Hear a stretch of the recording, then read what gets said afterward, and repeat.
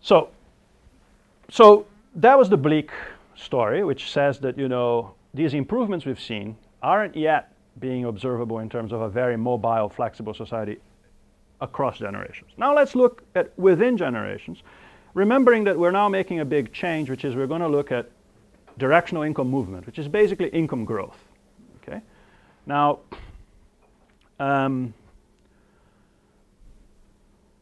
I've defined for you the poor, the vulnerable, and the middle class before. The poor are between $0 and $4.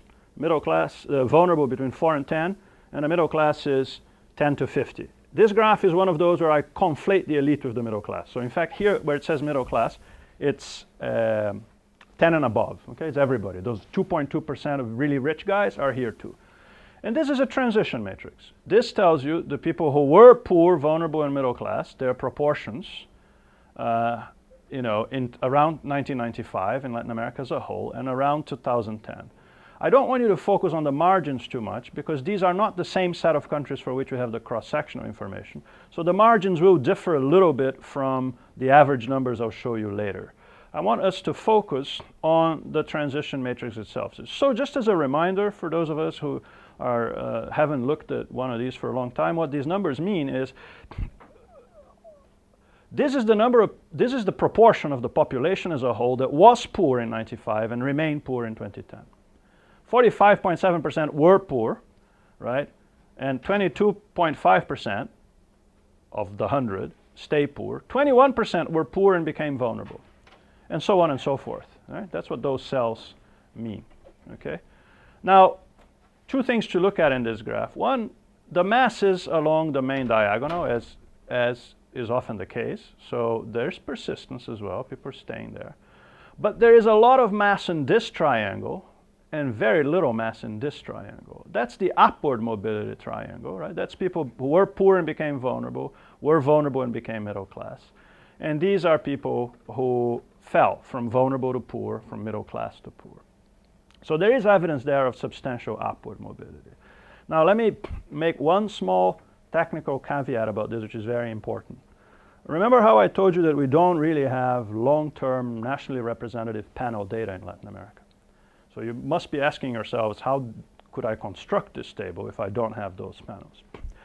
I couldn't. These are constructed from what we call syntactic panels, which are a modern version, a slightly improved version of what people used to call pseudo panels.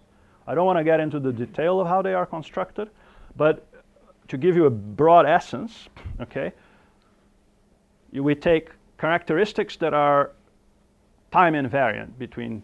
So we take 2 points in time, 2 cross-sections, estimate a regression of income on time-invariant characteristics x, and the beta changes.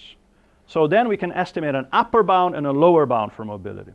The lower bound is basically just take the change in the betas, because that we know changed in this country, multiply by the x's that people had already, and keep the residual.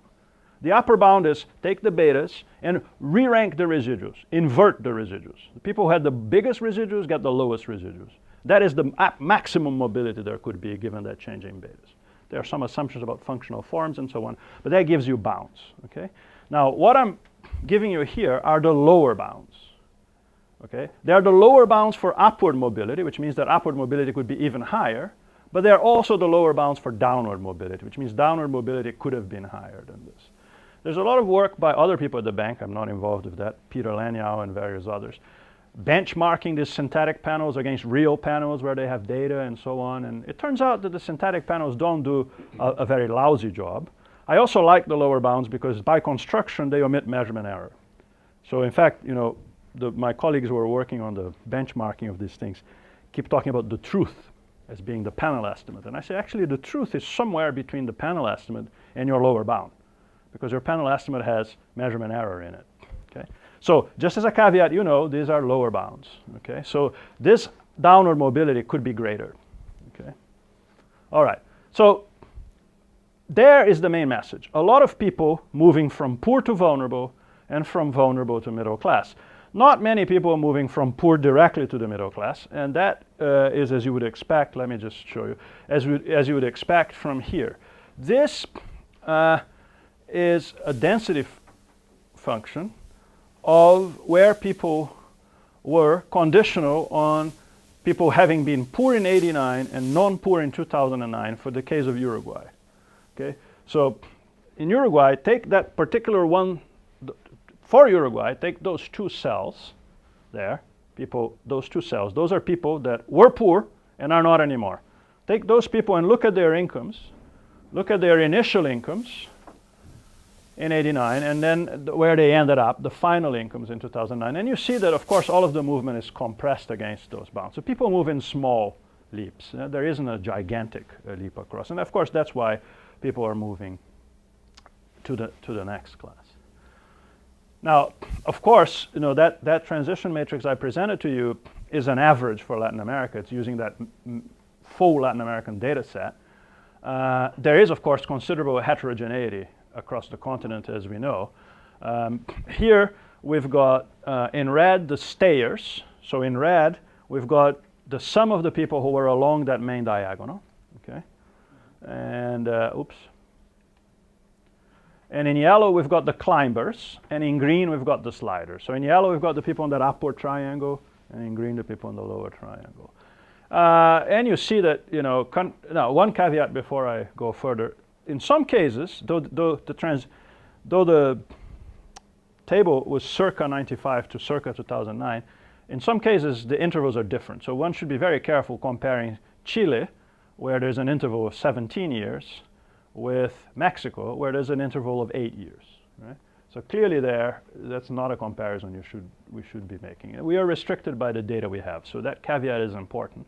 But where you can make the comparisons, you tend to see places like Chile and Costa Rica with a lot of upward mobility.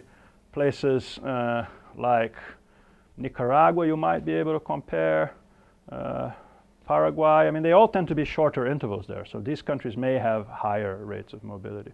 But Venezuela, for example, is very comparable to Chile. Okay? So in this comparison, we can be sure that there's less mobility in Venezuela. In fact, there's a bit of downward mobility in Venezuela that you can see. There. Similarly, Peru, not so much downward mobility, but there is much less upward mobility in Peru than in Chile over this period. Remember that one of the questions I started out with was, who were these people who were leaving poverty, right? So we look in the report at various correlates, at various just attributes that these people had who were moving out of poverty. And we can do it on moving out of poverty or moving into the middle class. Because of this vulnerable class that I've described, we know they're different, right? So this is just an obvious point, as you would expect, is that the probabilities of moving into the middle class are much higher for people who had a university degree at the beginning or a secondary degree than it is for people who had a primary degree. So obviously the more educated are seizing those mobility opportunities to a greater extent. And we look at a number of other correlates that I don't have time to go into